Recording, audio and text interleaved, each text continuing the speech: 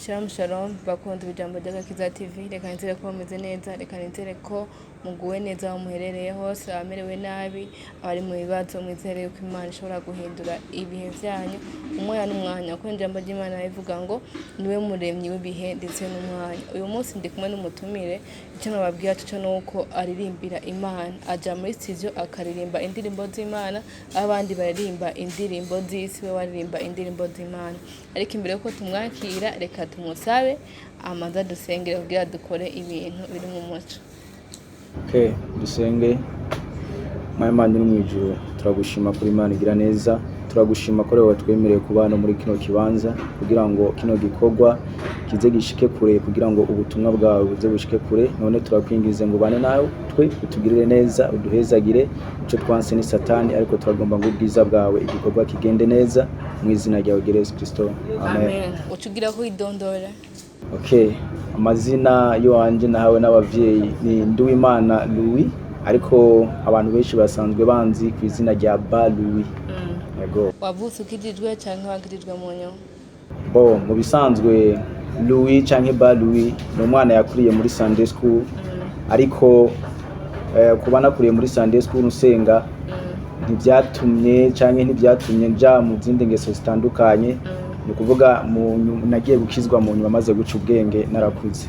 Kubera iki wahisemo kwita Balo mu gihe abavyeyi batari bakwisera ugatashira ko Ba? Okay, ako kantu n'akantu abantu benshi bakunze kumbaza kuko iyo bakumvise baragira amakenga. Umuntu yava yibaza ngo ni bidisi kudakora Imana. Bakibaza yuko noba ndi mu baririmba indirimbo z'isi, ariko ako kantu ni kuvuga hari igihe umuntu aronka sirno no kuva kera kiri umwana, ugasanga riramufashe rigumyeho akabura ukuntu arikuraho. Ariko iryo Ba Louis nubwo jewe ndarifise rafise insiguro kuko papa wanje ntakiriho, yitwa Baca Mugwamo. Ni kuvuga rero iyo Ba ivuye ku izina rya papa wanje. Watubwiye ko wakuriye muri Sunday school, urumva wakuze uzi Imana ikivuze ku buzima bwawe, wakuriye mu ngeso nziza niko novyita. Ibintu byo kuririmbira Imana byaje gute? Bo ubwa mbere gukurira muri Sunday school ni ikintu ciza cyane gose kuko bituma ukura hari ibintu byinshi wiga muri Sunday school. No kuvuga narize kuririmba, narize uko dushobora kwiga kuvuga ijambo ry'Imana bakatwigisha imirongo. Nubwo buzima nakuriyemo, ariko navuze yuko nubwo buzima nabukuriyemo hari igihe hari imyaka nigeze kubamwo donc nsenga ariko ntari mu bikorwa by'Imana nkuko Imana yabishaka. Yego. Watubwiye ko umwana yakuriye muri Sunday school hari imirongo wabigisha, niwe murongo bakwigishije wibuka? Uvuga igice? Okay, umurongo nkunda cyane gose nigiye muri Sunday school ni Zaburi ya 23 ndayizi yose ku mutwe kuva nkiri umwana ndi muri Sunday school. Yego. Wocishiza ko gato indirimbo umaze kuririmba imwe? Okay. Mu ndirimbo maze kuririmba ndafise indirimbo zitari nke, ariko reka nshobore gucisha ko nko mu binsabye imwe. Okay. Amateka jina sanzara ya Yesu, ivyakora birengeye ubwenge bwacu. Amateka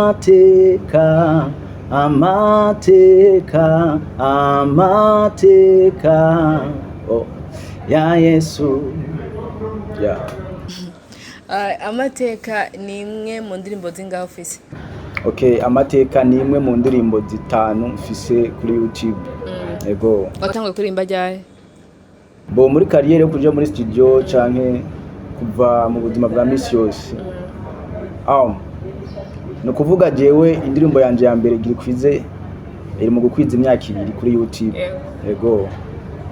Ariko sico gihe natanguye kuririmbira ko kuririmba natanguye kuririmba kuva kera vraiment nkiri umwana, kuko numva ko ari don wanje, numva ko ari ibintu nzotegezwa gukora muri kazoza kanje. Yego. Abarinzi benshi barimba indirimbo z'isi bakuriye mu Sunday school, mu makorale, mu nyuma baja kubivamo baja kuririmba aho baronka amahera. Irevre gospel nawe ngenera irariha, ariko sico kimwe nabijya bindi. Why bivaye n'ijwi rya mu gihe ufite impano nk'iyo wahisemo gukorera Imana mu kuririmba? Ko ari gukora ibindi ukaja kuririmba ibindi kugira uzuraronka aho uririmba akaguha amahera. Okay. Niyo ngorane abajene ba kino gihe dufise. Abajene benshi barashobora kuza muri eglise bakerekana yuko bakijijwe, ariko hari ikindi kintu bariko bararondera, kuko burya muri eglise hariyo ibintu byinshi cyane cyane nk'ikintu cyo kuririmba. arashobora kuza arondera ubumenyi bwo kuririmba ariko atagomba kubukorera kugira ngo akoreshe Imana ukaca usanga agiye gukorera kuririmba izindi ndirimbo kugira ngo ashobore kwicira agafaranga ariko jewe vraiment intumbero y'uwanje siyo kuja gukorera hanze ngo nshobore kurondera amafaranga mu by'isi ariko niyo kugira ngo mpeshe icubahiro Imana yanje yego. Ni izihe ntambamye uhura nazo uri kuririmba umwuga wo kuririmbira Imana? Umwuga wo kuririmbira Imana nuvuga ko intambamye atari cyo kimwe n'intambamye nk'izo abantu bahura nazo baririmba muziki wa profane kuko no kuvuga twebwe ubwa mbere bwo tuba dufise Imana nibyo tubona nk'intambamye ntitubiha agaciro cyane gose kuko tuba twizeye yuko ibiroho nk'intambamye bishobora kuronka inzira ubwa mbere n'amafaranga yo kuja muri studio ico ni ikintu cya mbere kiza ubwa mbere ariko Imana irashobora twizera yuko Imana ishobora gucinzira amafaranga akaboneka. Ikindi gikomeye cyane gose ni kwandika indirimbo kuko indirimbo za gospel ziratandukanye cyane n'indirimbo za profane. Iyo uri kurandika indirimbo uri hangwe cyane kugira ngo ntiwandike ibintu bishobora gutuma abantu bakritika indirimbo yiwawe yego. Kuba uri kuririmba gospel uyu munsi urafise vision aho wifuza gushika nihe wifuza gushika ni kihe kintu wifuza gutanga mu bantu kuko ari umuntu yigeze kuvuga aravuga ngo ntabwo bazoduhembera ibyo ntabwo bazotwibukira ku mazina abavyeyi bacu batwise ariko bazotwibukira ku byo twakoze kandi ijambo ry'Imana rivuga ngo iyo umuntu umwe akijijwe muri inosi mwijuru haba umunsi mukuru. Ni kihe kintu kurubaka mu bantu ni yihe vision ufise ngaha kwisi? Ikintu cya mbere coco no kuvuga ubutumwa biciye mu ndirimbo nubwo twebwe indi ntambamye dukunda kugira nka twe turimba afrobeat uyu muziki wacu turiko turarimbamwo gospel abantu benshi bumva umenga ufitaniye isano n'umuziki w'isi ariko icyambere cyo nagomba kubabwira ni message ntabwo ari umudiho ariko ikintu cyambere ni message no kuvuga rero muri message dutanga canke jewe ntanga mu muziki wa gospel no kugira ngo abantu bashobore gukizwa. Nababwiye yuko hari imyaka nashoboye kubamwo usa nk'umuntu by'Imana yabihevye ni kuvuga nari mfise abagenzi benshi badakijijwe banwa urumogi banwa inzoga ibiyabiramutwe bitandukanye no sinovuga ko nabibayemwo ngo komtere ngo nanje ngo ndabifata ariko novuga yuko narabihonjeje nabibayemwo cyo gituma itemanyaje nkunda kuyitanga ariko ikintu kinezero uyu munsi muri umuziki wanje wa gospel ndafise abagenzi benshi bamaze gukizwa ku bwaje ko ndababwira ubutumwa bwiza biciye muri zino ndirimbo no kubabwira ijambo ry'Imana nahawe bagashobora gukizwa yego. Iyo umuntu aravye umuntu bw'inyuma arashobora kumujajinga akavuga ujya ntakijijwe we niki uvuga ku bijanye n'ico umuntu abona inyuma apana ico umuntu yumva nk'uje ndakuraza nshavuga ujya umuntu arimbira Imana kamera ni ikihe kintu uvuga ku muntu ajajinga umuntu atamuzi? Ikintu cya mbere coco abantu canke abantu twamenye Imana kandi ibintu byo gukritika kenshi uzosanga biri mu bantu nyene bitwa ko bamenye Imana ntibibaze ngo biri mu bantu batamenye Imana ariko ikintu cyo nagomba kuvuga nuko imanza atari iz'abana b'abantu ariko imanza ni iz'Imana. Imana irashobora kukuraba wewe uyitwa yuko uboneka yuko imbere y'amaso y'abantu umenga urakijijwe ariko Imana yakuraba mu mutima ikabona ikakugaya ukabigisesema imbere y'Imana. Ikintu rero nagomba kuvuga Imana ntiraba uko turi Imana iraba umutima w'umuntu kuko umutima ni uri connecte n'Imana. Ikindi kintu nagomba kuvuga c'est vrai abantu turatandukanye iyo dukijijwe nka jewe ndi umuntu nakunda kwambara nk'ibintu bya déchiré umushatsi jewe kenshi undavye kandi nari namaze gukizwa undavye wasanga umushatsi kuntu wemereye ukabona narabonye yuko umenga ntibitanga image nziza ariko ni kubwanje jewe uyu munsi nshobora kwambara déchiré n'impuzu za déchiré nari mfise narazitanze ubunye ndavye no kuyimoyesha nimwesha nk'abantu bakuze vraiment kugira ngo ushobore gutanga image nziza haba mu mvugo no muko nteye mukomeze abantu bashobore kunjajinga kuko bari kurabivuga yego. Ijambo ry'Imana rivuga ngo muzomenye ukuri kandi uko kuri kuzoba kwidegemvya sinzi neza ko ari uko nyene donc watahuye ukuri maze ukuri kuguha kwidegemvya uheruka gusohora indirimbo shasha wise Gatambe umuntu eka arumva title y'iyo ndirimbo arumva neza cyane ko bidasona n'ibintu vy'Imana kubera kwiyumvira iyo titre. Okay, ni ibinyene twariko turavuga byo kujajinga abantu gukritika abantu okay.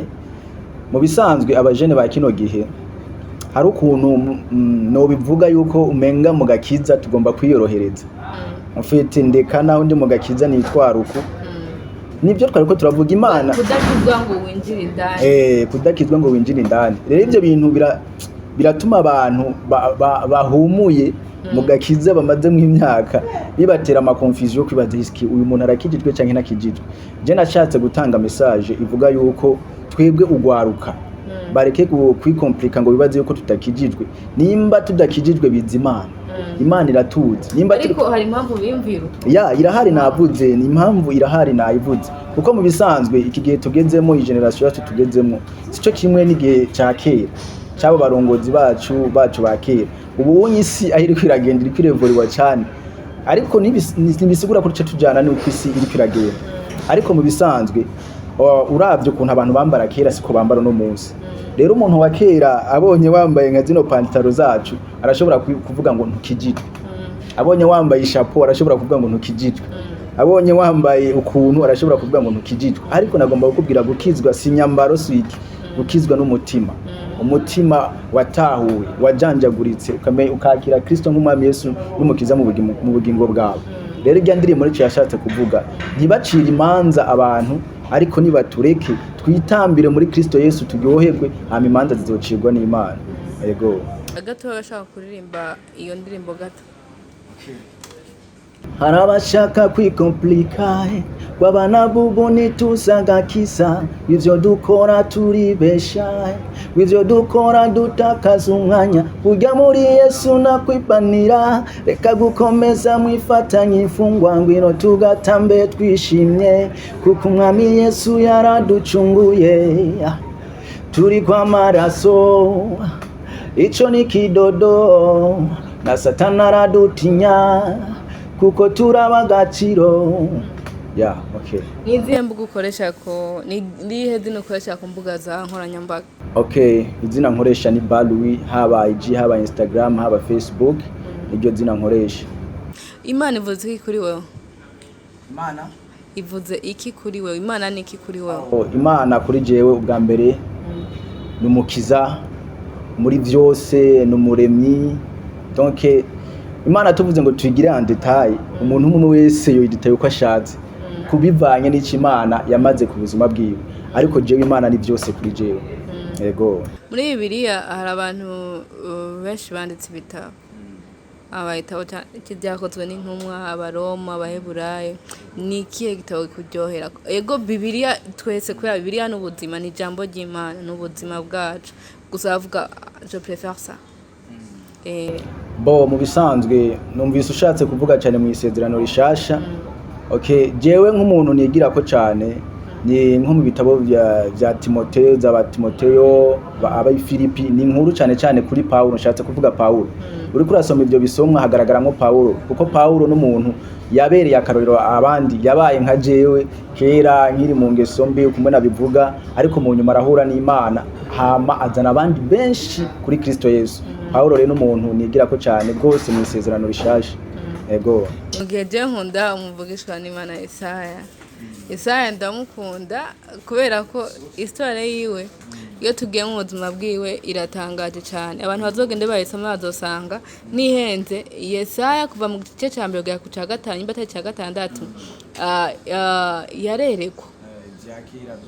yarerekwa ntiyavugishwa. Kandi ikindi naco nuko Yesaya yari umuneva, umuonkre wiwe yari umwami. Ico gihe yarajya yarafungura, yarabayeho neza. Ndibaza ntiyarondera Imana cyane, ariko baravuga ngo onkre wiwe wari umwami ico gihe, ndiko ndamuka neza izina ryiwe, amaze gupfa iryo joro yapfuyemo niryo Yesaya yagiye kubona Imana. Icyo yanyigishije nuko tudakwiye gusenga ari uko dushikiwe n'ibibazo, ko yagiye kwiyegeza Imana cyane ari uko onkre wiwe amaze gupfa. So reka ndagushimire cyane. Nko kwifuza nko guterera byogenda gute? Umuntu kwifuza kunterera, ukuvuga byo guterera umuntu bisaba kumanza kuyaga. Nibaza yuko hanini kugira ngo umuntu yifuze yukunterera yobanza kunyagisha akumva amayide yiwanje, kuko nibaza ko idezi wanje sinozivugira hano aho nifuza gushika, byose sinobivuga hano ngo ndabiheze. Ariko umuntu nibaza yuko agombye kunterera no tanga nimero kugira ngo dushobore kurondera dukominikane, hama tuganire arica nterera ntakimuha. Inimero yanje ni 69 477 856. Ego reka ndabashimire mwe mwahisemo kuraba ijambo ryagakizaTv. Ndazi mwamufise byinshi, ariko reka dushimire cyane Uwiteka Imana we yabaremye no mutima wo kuraba iki kiganiro. Mwahigiye byinshi. Icyo tubasaba nuko mubandanya mubwira subscribe, like, share ndetse na commentaire kugira ngo twagure ubwami bw'Imana kuri inose, kuko kimwe mu vyaturemeye ni gutangaza ubutumwa, kumenyekanisha izina ryiwe ku bataramumenya, kuko Imana ntabwo yanka umuntu, ahubwo yanka icyaha. Kandi iyo umuntu ataramenya akora byinshi. Dufasha abandi kumenya intahe, inyigisho ziratuma umuntu ahinduka gusumba ibyo twomuha. Mwakoze cyane.